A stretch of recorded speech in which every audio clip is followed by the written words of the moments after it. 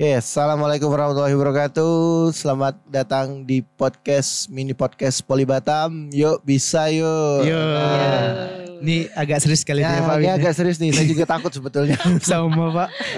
Beliau dulu dosen saya. Sekarang juga tetap dosen. Iya. Dosen, orang tua semuanya. Iya. Jadi kita kayaknya nggak bisa seperti biasa Pak. Iya, kebetulan beliau juga yang mengantarkan saya jadi dosen.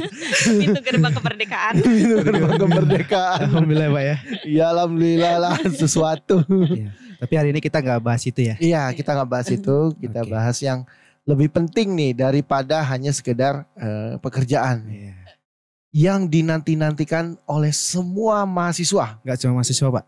Seluruh Indonesia juga mengharapkan ini. Siomay ya. Siomay seluruh Aduh, Indonesia. siomay. Itu loh saya baru Itu tahu. dinantikan itu. Ini Di dinantikan. umur 20 tahun, 27 tahun baru tahu saya Pak. Ya, saya 20 tahun juga saya baru tahu.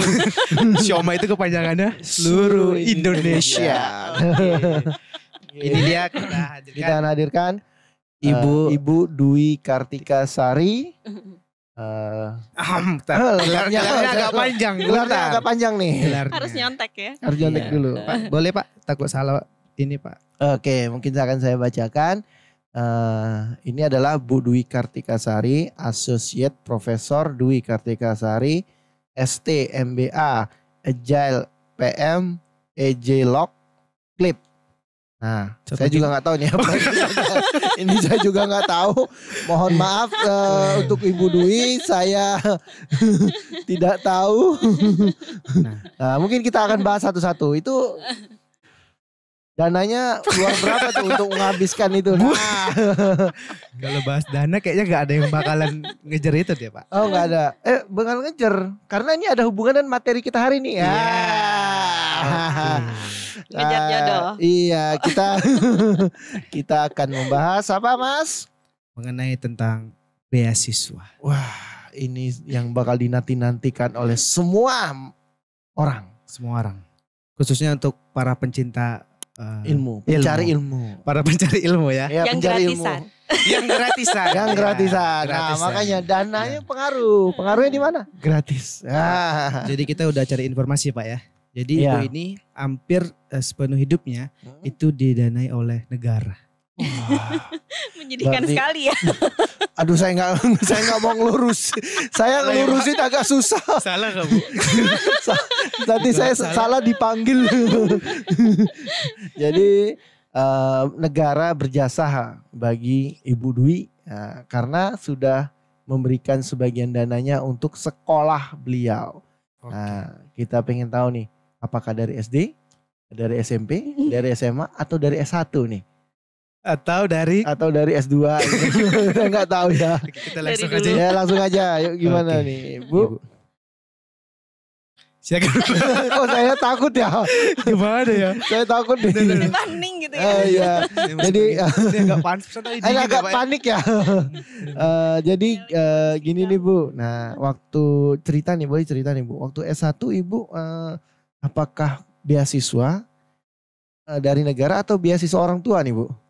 Alhamdulillah. Waktu S1 kebetulan dapat beasiswa dari ExxonMobil ya. ExxonMobil itu perusahaan oil and gas.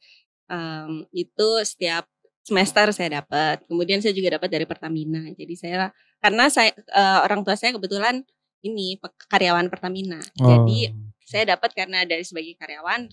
Kemudian kalau sebagai mahasiswa yang mungkin sedikit prestasinya gitu ya dari ExxonMobil juga.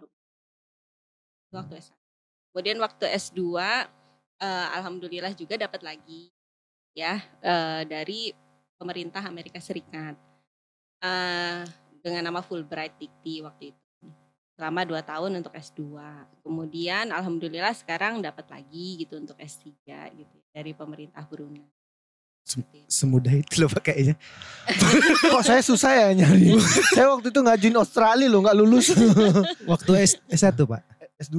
Waktu S2. Ngajuin S2. Saya juga ngajuin Mas. Dan tadi sudah saya kebetulan udah VCR, hasilnya negatif, mohon Oh. maaf.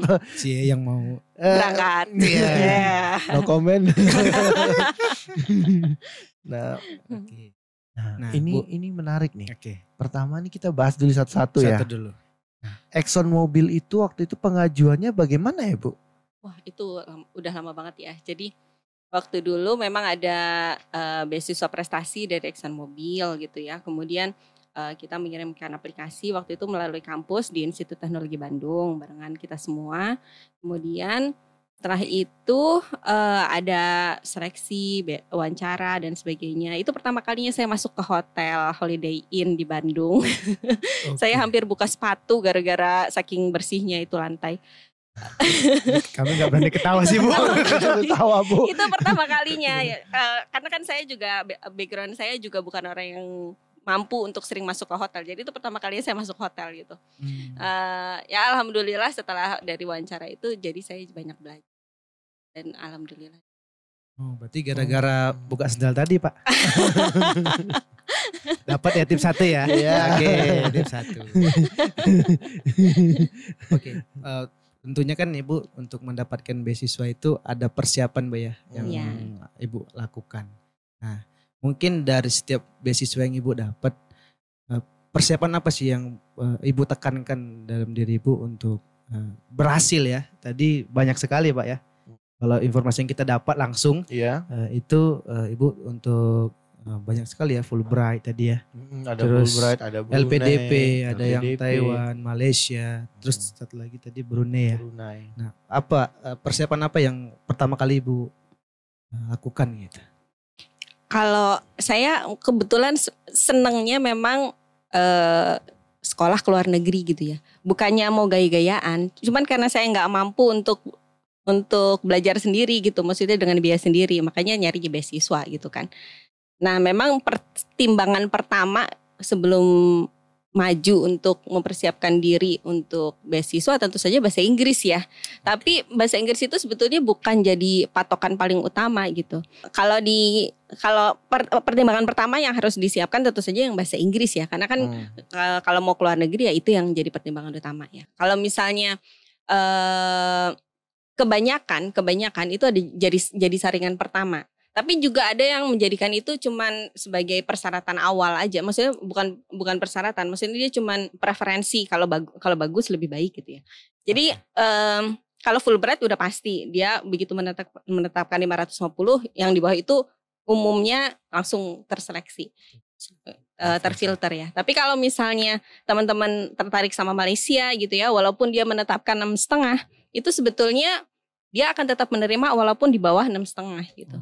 Jadi maksud saya walaupun kita tidak mencapai itu, nggak apa-apa gitu, ajuin aja gitu, namanya rezeki kita nggak ada yang tahu gitu.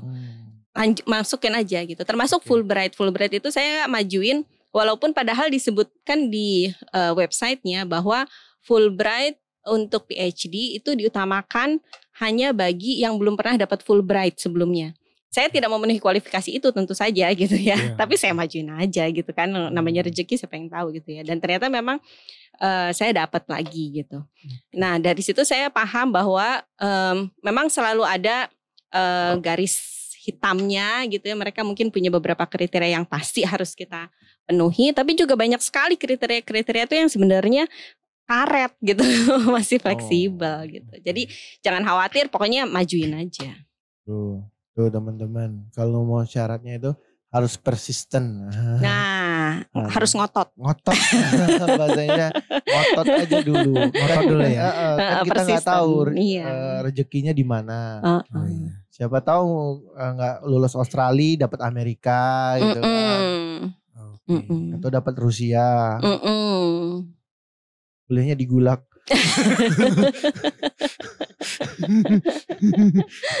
Bagi yang nggak tahu searching di internet apaan tuh ya? Gue juga penasaran. Itu camp kerja paksa. Jangan, nggak usah dibahas itu terlalu dark. Oke.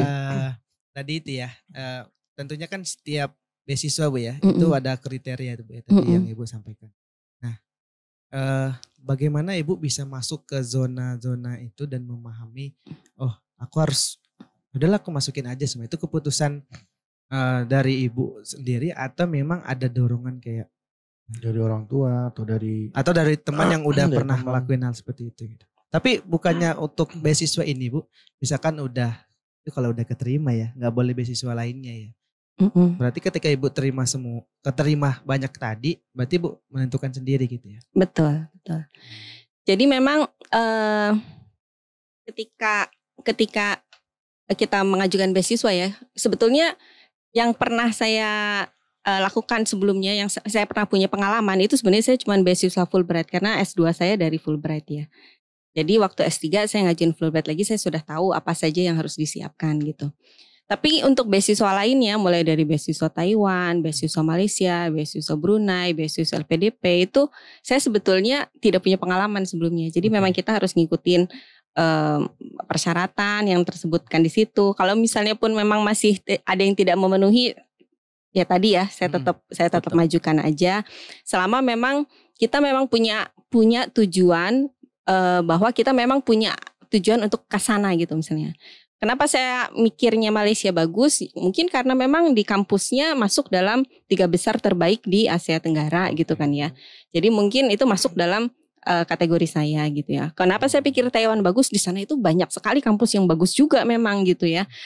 Dan penelitiannya juga banyak bagus-bagus semua gitu ya. Dan kemudian yang masuk dalam kategori QS 500 itu juga banyak juga di situ. Jadi saya pikir di sana sangat memungkinkan kita untuk kuliah di sana gitu ya. Kemudian kalau Amerika tentu karena saya udah pernah gitu ya. Jadi saya tahu gitu.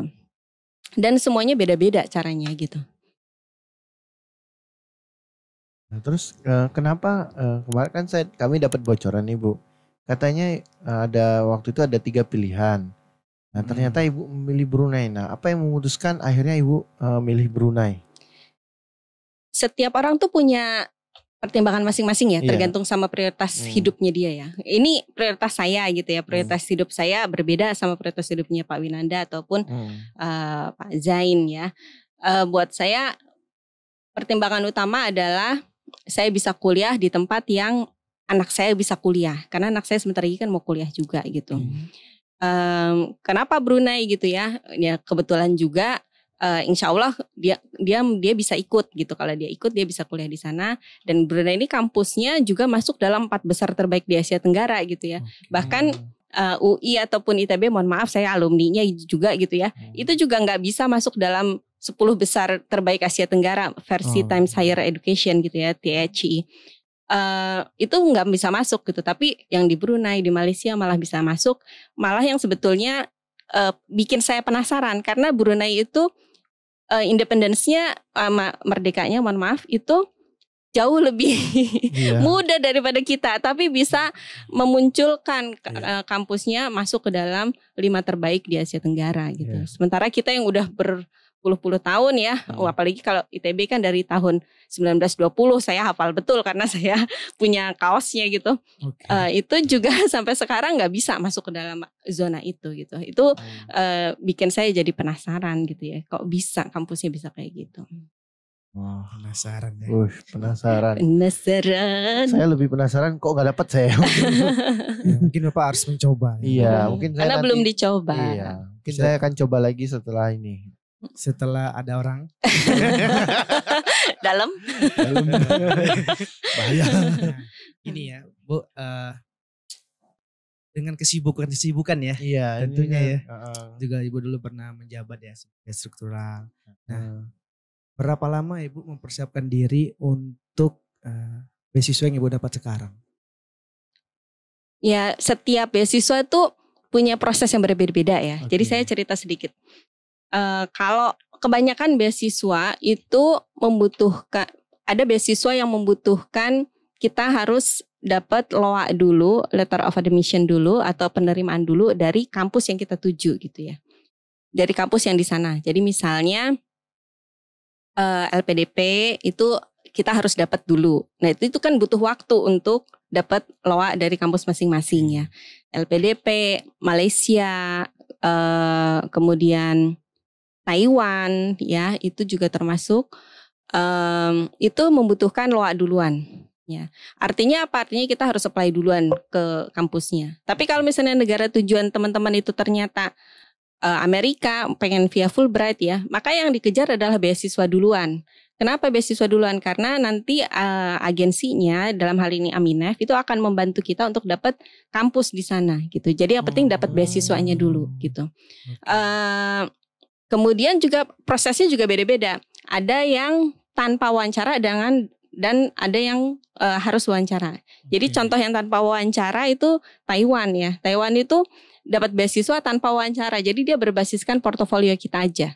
Kan jadi teman-teman akan lebih mudah nih. Jadi yang paling penting buat teman-teman adalah dapat LOA dari kampusnya dulu, baru mempersiapkan diri untuk beasiswa, dan itu juga basisnya portofolio kan. Artinya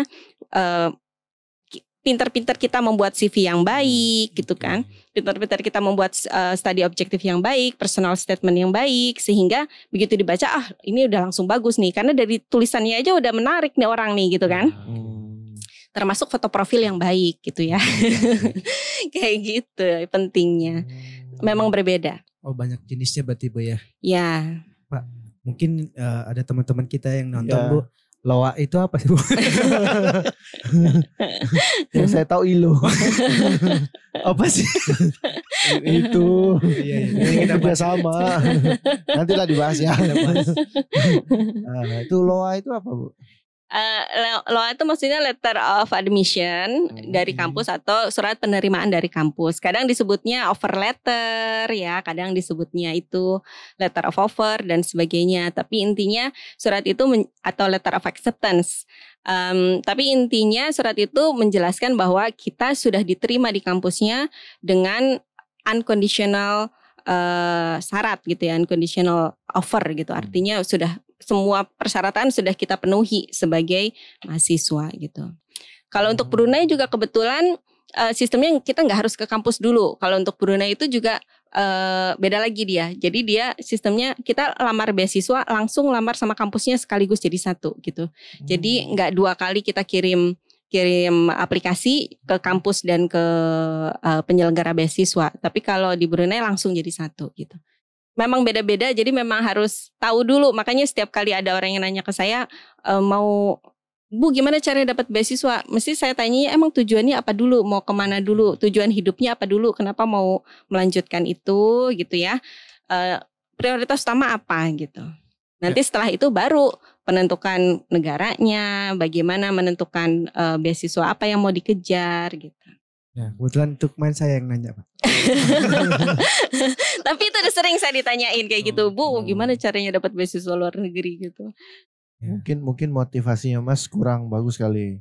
Motivasinya mau jalan-jalan ke luar negeri. Iya, boleh. Mau ngeliat salju ya.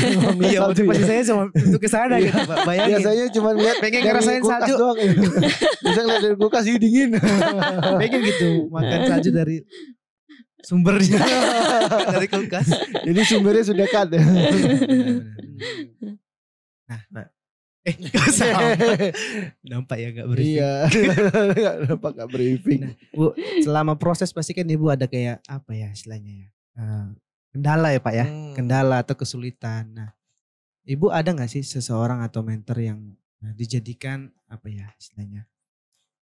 Panutan. Iya, maksudnya tempat Ibu berkonsultasi atau Ibu untuk menyampingkan apa ya? Kadang kan kita ada ya keadaan di mana kita tuh kayak down ataupun aduh capek lah kayak gitu. Itu bagaimana? Ya itu betul banget ya. Memang sebenarnya bukan cuma waktu proses beasiswa, dalam hidup kita tuh memang seperti itu ya. Selalu punya mentor, teman buat teman bicara gitu kan ya. Kalau kita yang udah menikah kebanyakan, makanya harus nikah dulu gitu kan. Kebanyakan pasangannya kan gitu ya. Ya dia teman saya, teman hidup ya, mentor saya ya, teman ngobrol saya, teman curhat saya, teman ya untuk membangkitkan semangat saya gitu dan sebagainya lah. Semuanya tempat saya ngeluarin semua sampah-sampah di benak saya gitu kan. Berarti kesian dia. Saya mau cerita cuman takut. Ada nanti dipotong aja. Ada yang bergosip hari Sabtu kok kerja. Ya, mungkin itu ya. Iya. Persiapannya mungkin di waktu-waktu Iya. seperti itu Bu ya. Seperti itu. Iya. Kadang saya sering juga hari Sabtu itu pas lagi wawancara. Oh. Atau pas lagi hari Sabtu itu saya ke kampus tes bahasa Inggris. Jadi pernah ketemu sama Pak Rahmat datang, kok rame sendiri gitu. Ya emang lagi tes bahasa Inggris, saya nunggu supaya orang nggak ada. Gitu. Jadi diam-diam persiapannya. Diam-diam persiapan, dicicil ya persiapannya. Dicicil. Jadi nggak langsung instan ya teman-teman tuh. Jadi bisa dicicil. Kalau sudah syaratnya sudah terpenuhi, baru kita ajukan, gitu ya Bu. Siap. Nah, Kalaupun nggak terpenuhi, ajukan aja. iya. Buat coba dicicil, aja, kan nggak tahu rezeki kita kan di mana. Pengalamannya ya. Iya, pengalamannya. Jadi Ibu salju gimana Bu? Kapan Ibu main salju lagi? Iya. Ibu kalau boleh tahu dulu waktu di Amerika kuliahnya di mana Bu? Nih kalau buat teman-teman nih supaya mereka tahu nih. Iya, saya kuliahnya di Tulane University. Tulane itu letaknya di Louisiana, state-nya, kotanya New Orleans. Nah itu kebetulan masuk daerah selatan dari Amerika Serikat. Jadi kalau daerah selatan itu biasanya saljunya tidak heboh lah kayak di New York gitu ya, atau Washington DC gitu. Dia nggak terlalu banyak, tapi memang cukup dingin gitu. Saya taunya salju pertama kali waktu saya ikut suami saya ke Jerman. Jadi malah saya taunya di Jerman, karena di Jerman kebetulan di Wiesbaden itu saljunya cukup parah gitu. Nah, ini bagi yang nggak tahu teman-teman, di Jerman itu Ya. harga bir lebih murah daripada aqua. Kenapa lu ngumumin di sini? Itu gak ada hubungannya. Nggak ada hubungan, cuma buat pengetahuan aja. Maksudnya beli bir di sana. Itu nanti dikat aja lah, bahaya. Tapi itu benar. Itu dari dulu, Itu dari dulu. Ya, di Eropa itu emang kejadiannya seperti itu, makanya mereka ini. Ya suka lah. Bapak kok tahu tentang informasi itu, suka ngebir? Kebetulan juga ada saudara itu ada kerja di sana. Buat bir ya Pak ya? Enggak juga di Jerman. Oke. Nah, Oke. ditambah lagi informasi mengenai gelar yang tadi kita. Nah itu ini yang ditunggu-tunggu nih. Selain, gelarnya nih. Apakah gelar saat ini salah satu yang membuat Ibu menggapai beasiswa?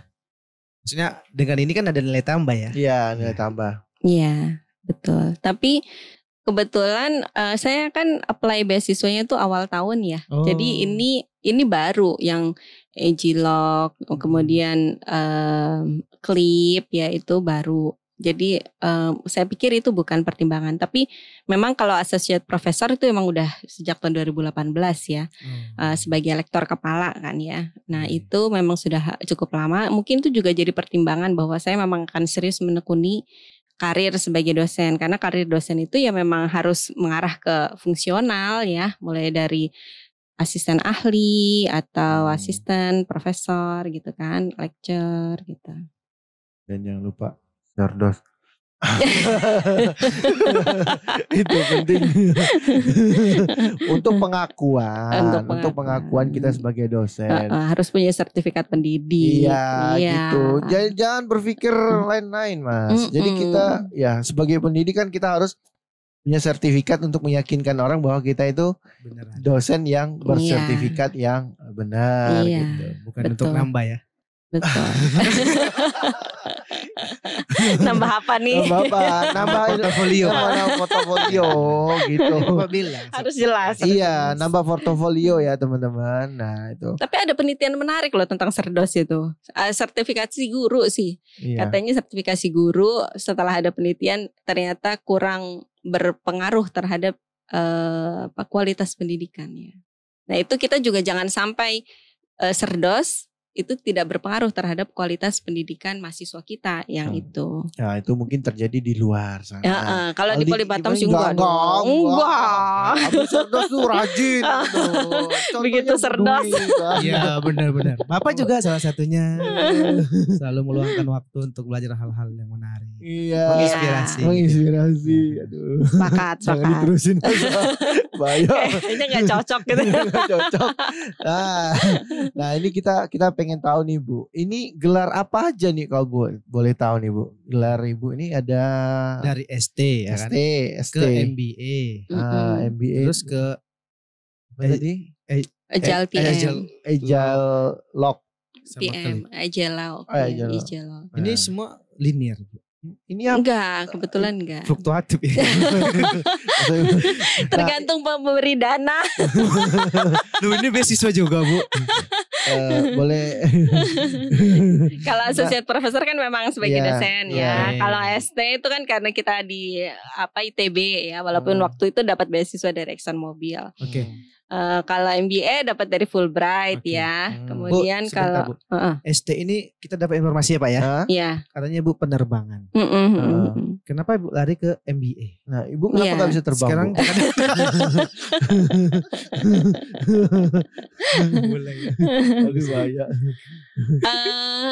Jadi waktu itu saya sebetulnya dulu pernah waktu habis lulus itu kita kan saya lulusnya itu tahun 2003. Pada saat itu baru Indonesia itu istilahnya baru mulai bangkit lah dari krisis ekonomi 1999 ya.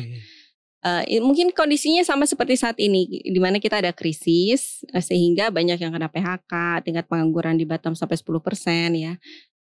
Saya lulus pada saat itu, kemudian saya harus survive nih, apalagi saya ikut suami kan ya ke Batam. Suami Ibu orang Batam berarti Bu? Suami saya orang Purwokerto, kemudian dikirim sama perusahaannya ke Jerman. Setelah pulang dari Jerman dikirim ke Batam.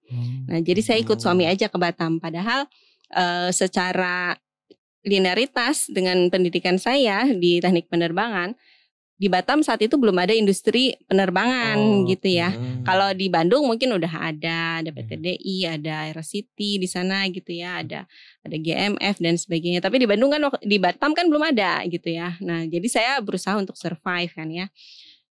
Saya mulai sebagai sales engineer di PT Labtech Peta Internasional. Kemudian karena suami saya juga sibuk, saya nggak mungkin bekerja sebagai sales engineer lagi di sana.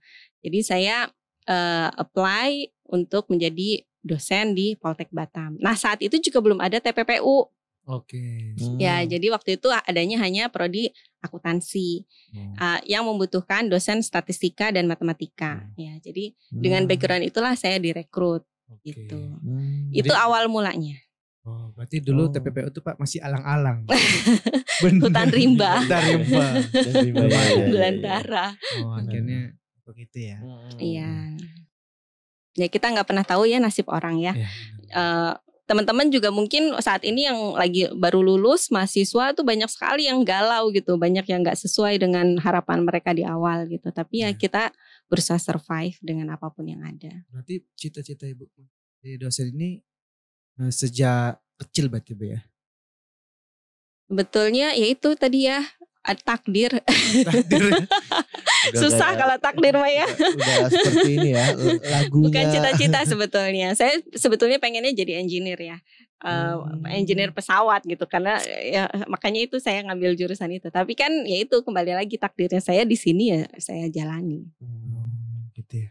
Tapi dimanapun kita berada sebetulnya nggak masalah dengan apa yang kita inginin. Yang penting kita melakukan yang terbaik gitu ya. Selama itu masih sesuai dengan keinginan dasar kita. Keinginan dasar kita kan semuanya pengennya bermanfaat buat orang lain, membahagiakan orang lain gitu kan. Gak masalah. Kalau Agile Lock itu apa ya Bu?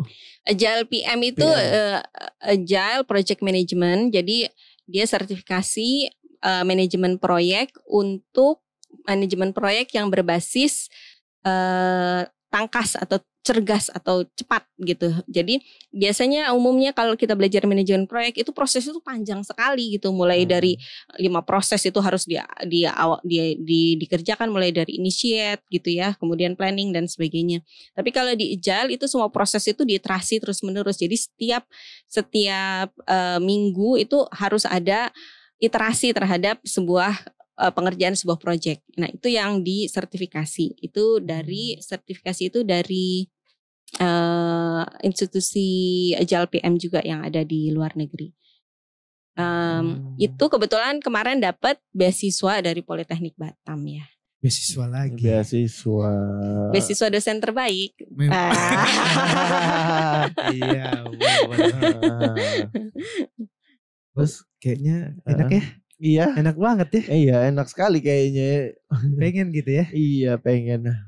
Mas katanya mau ngajuin juga ya? Bukan, gini. Doa apa sih yang Ibu amalin? Yang itu kajiannya apa? Ajiannya itu ya. Apakah mau jimat?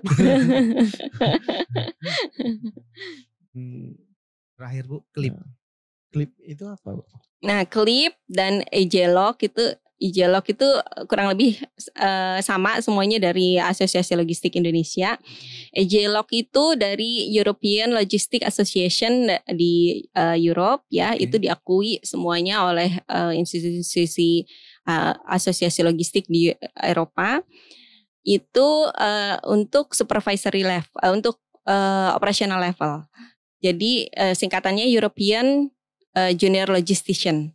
Nah itu, jadi kita sebagai ahli logistik ya. Sedangkan Clip itu juga diakui oleh Jetro dari Jepang. Itu dia singkatannya adalah Certified Logistic Improvement Professional. Jadi bagaimana kita sebagai orang yang tersertifikasi mampu meningkatkan performa logistik di sebuah perusahaan. Logistik. Itu kebetulan dapat dari langsung ada sponsornya ILO ya, dan British Embassy sebagai sponsornya ya, Politeknik Batam dan kerjasamanya kita. Terima kasih ILO. Terima kasih Pak ILO. ILO International Labor Organization. Itu tadi kita baru bercanda aja ya. Iya. Sekarang serius nih. Sadar dan serius terus ya. Ini podcast terserius. Iya. Dan pernah ada sih. Iya, karena kami agak sedikit. Ya begitu. Iya.